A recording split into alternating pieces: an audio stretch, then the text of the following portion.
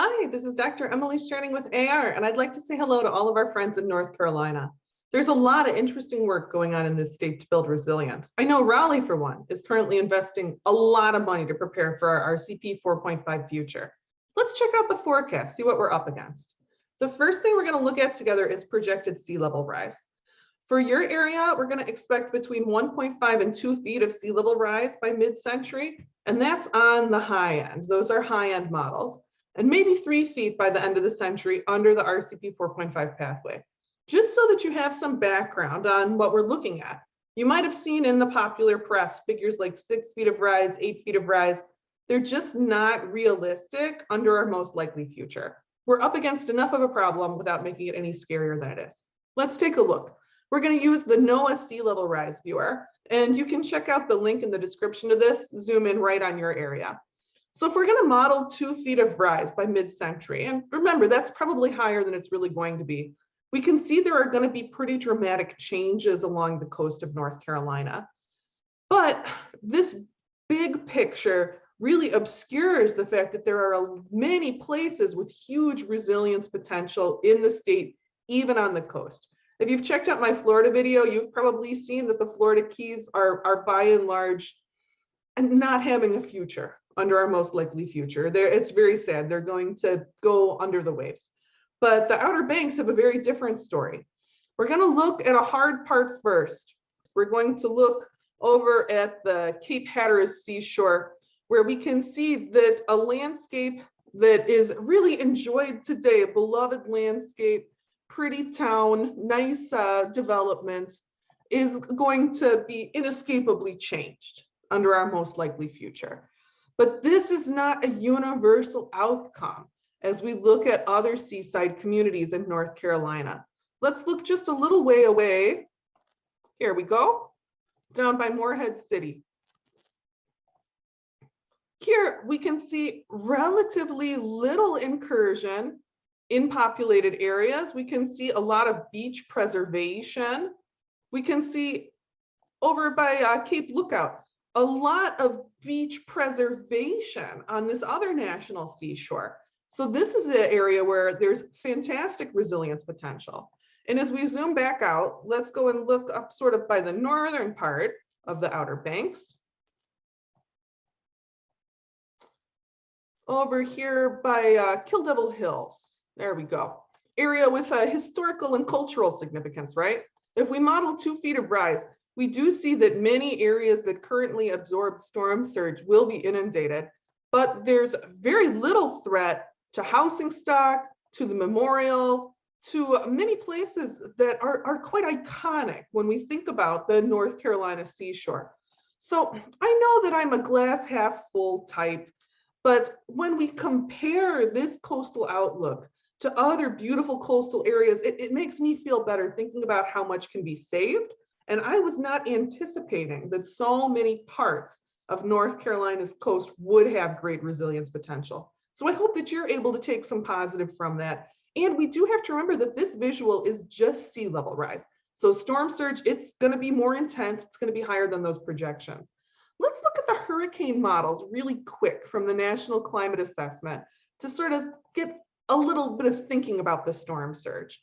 We can see that both under the GFDL and the GFDA and the hurricane models, that right now we see mixed hurricane activity in the Gulf and in the Atlantic.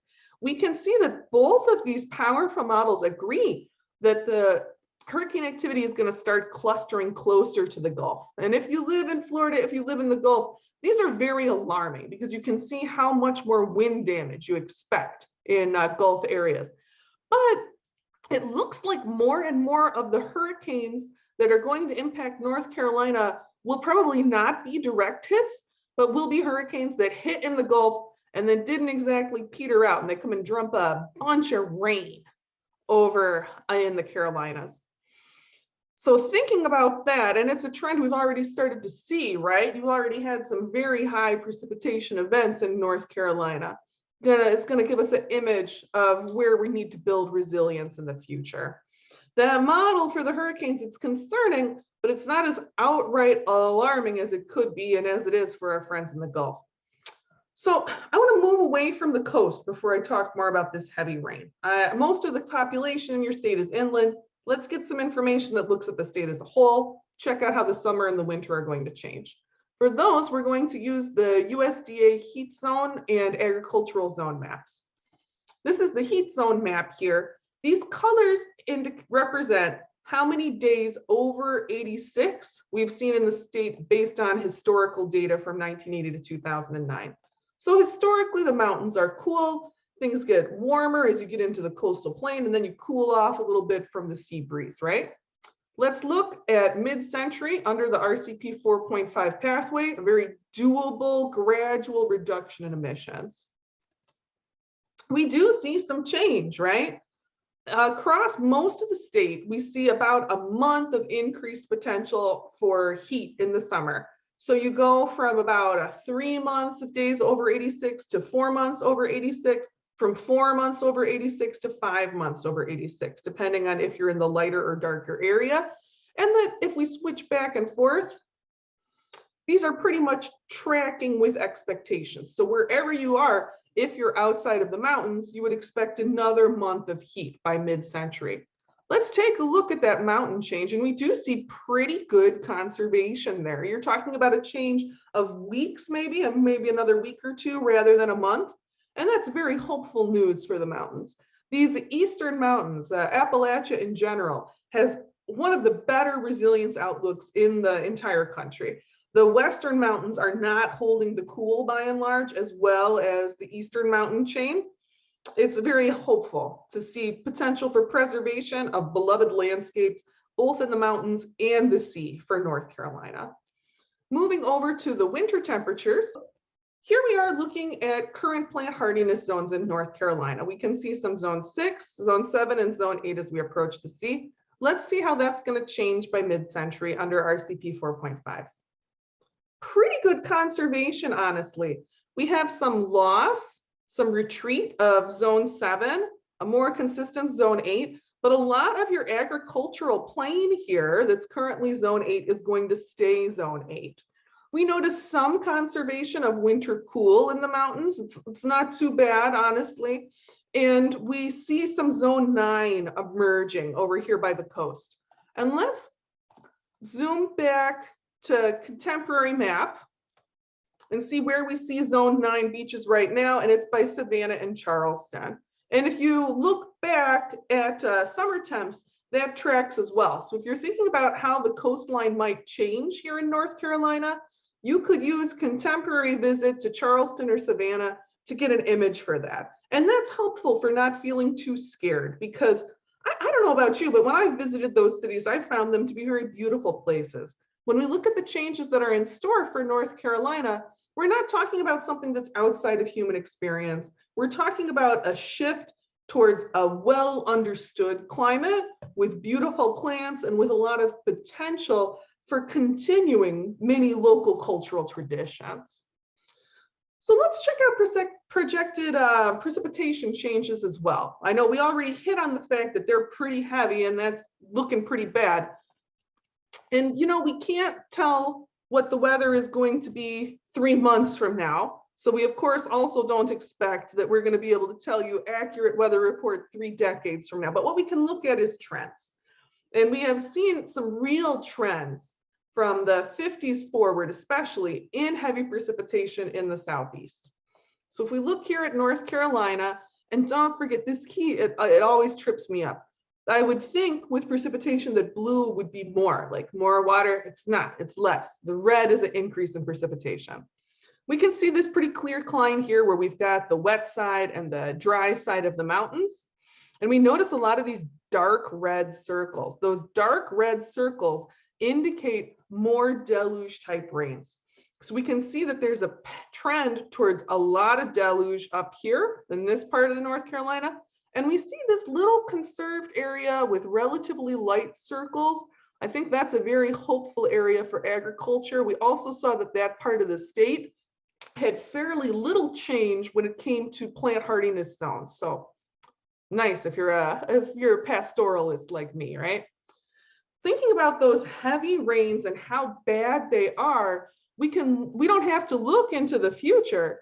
we can look back to, say, this extreme rain event that is noted in the National Climate Assessment from 2015, where down in your neighboring South Carolina, they had such heavy rain that you can see it blew past the 1,000-year benchmark for how much rain one expected to get in a day.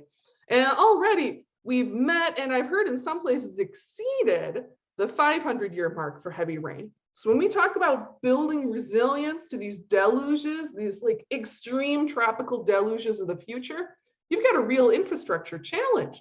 You're going to have to assume that bridge and road systems are going to need to allow for drainage of water beyond a 500-year mark, and that are going to assume flooding rains. Those aren't small challenges, those are big design challenges. But there are people at work on those problems in city governments throughout your state today, most particularly in Raleigh. Circling back a little bit, I want to talk more about the heat, because we saw there's about a month in daytime heat, but in the Southeast, we need to consider nighttime temperatures as well. And Raleigh, I'm afraid I have to give you some bad news. You, Birmingham, and New Orleans are cities on the top of the federal government's heat concern list, in good part because you're projected to see a big increase in the number of warm nights you experience a year. Let's check out that warm night data.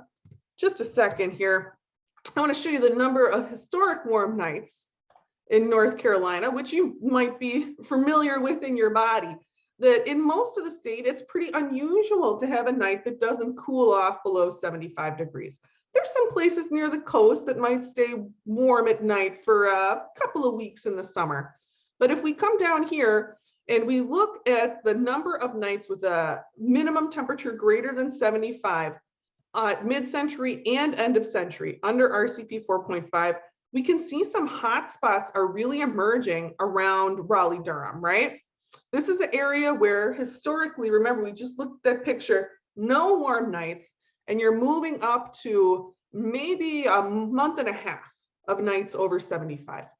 So that creates a real change in the local flavor. There may be people in your area who have done without air conditioning, who relied on natural nighttime cooling to cool their bodies down. It's not going to be an option anymore. In that urban environment, air conditioning is not going to be a luxury as we move towards mid-century. It's going to be a necessity for public health.